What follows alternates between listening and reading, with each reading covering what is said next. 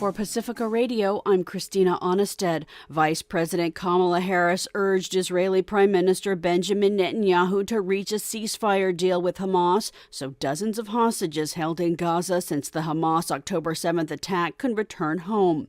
Harris calls the discussion frank and constructive, in which she affirmed Israel's right to defend itself, but also expressed concern about the high death toll in Gaza over 9 months of war and the dire humanitarian situation there. She spoke to the press after.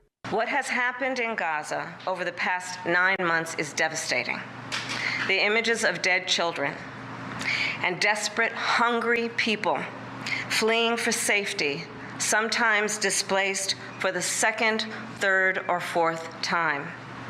We cannot look away in the face of these tragedies. We cannot allow ourselves to become numb to the suffering. Hours before the meeting, Harris condemned protesters who burned the American flag and who wrote pro-Hamas graffiti, calling it anti-Semitic, during Netanyahu's address to Congress. Green Party presidential candidate Jill Stein took a different stance, speaking with News Nation. Flag burning is deemed free speech. I was not at that protest. I did not burn the flag. But let me say, I think it's rich to condemn flag burning, but not child burning. And I think that's what most of the protesters were there for, this incredible genocide. And it's not only that Congress claps for genocide, Congress funds genocide. This genocide would not be taking place without the funding of U.S., without weapons from the U.S. And in fact, at that one particular event that burned something like 45 people alive, right. There were U.S. weapons found there. So I think that's the issue here. Harris, the presumptive Democratic presidential nominee, is ending the week with a long list of endorsements, including from former President Barack Obama and First Lady Michelle, along with the American Federation of Teachers Union. She addressed its convention Thursday. Christopher Martinez reports. I thank you also for your support over the years and for being the first union to endorse me this week. Vice President Kamala Harris told the union members, teachers, school bus drivers, paraprofessionals, and others, that they shape the future of our nation, and they are desperately needed now as hard-won freedoms come under attack. While you teach students about democracy and representative government, extremists attack the sacred freedom to vote. Harris showed outrage about what she called book bans in the year of our Lord 2024.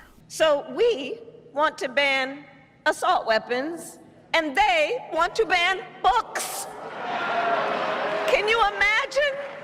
Harris's remarks got a warm welcome at the AFT convention and beyond. Service Employees International Union President April Verrett says her union will mobilize 6 million working-class voters in key battleground states, and she's upbeat about the Harris candidacy.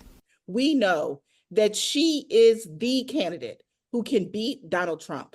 She will beat Donald Trump, and she will finish the job that we all started under the Biden-Harris administration. I'm Christopher Martinez. Israel's prime minister meets Donald Trump for the first time today in nearly 4 years at Trump's Mar-a-Lago resort in Florida. For Trump, the meeting could help sharpen efforts by Republicans to portray the party as the most loyal to Israel. For Netanyahu, it could solidify his relations should Trump win the White House.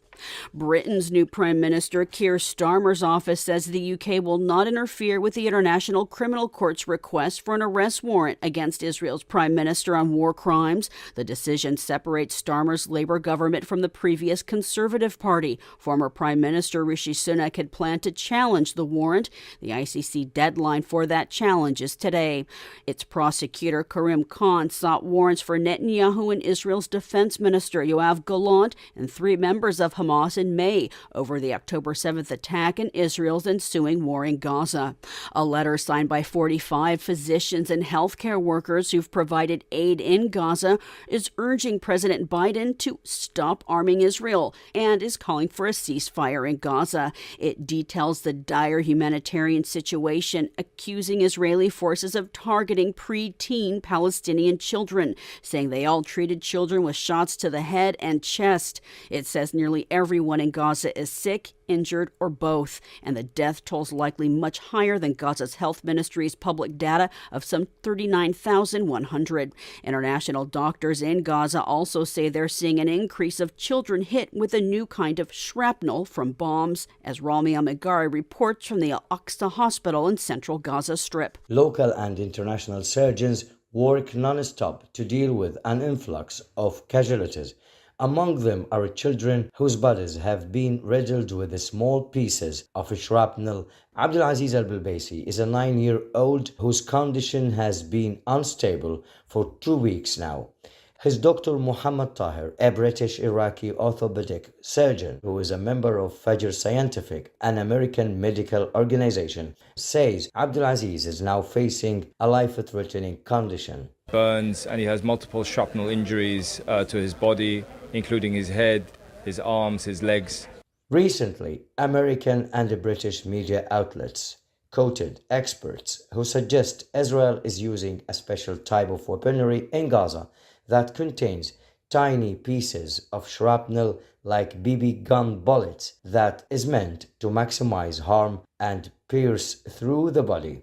Children are more susceptible to amputation due to their smaller body parts that are more adversely impacted when hit by shrapnel. For Pacifica Radio, I am Rami Al-Meghari in Gaza. French officials say high-speed lines have been hit by an arson attack that disrupted traffic hours before the opening of the Olympic ceremony today.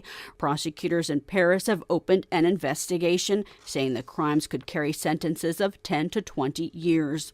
Among the teams competing for world titles is a refugee Olympic team. For the third time, 36 refugees displaced from their homeland are representing 100 million refugees from around the globe at the Olympics.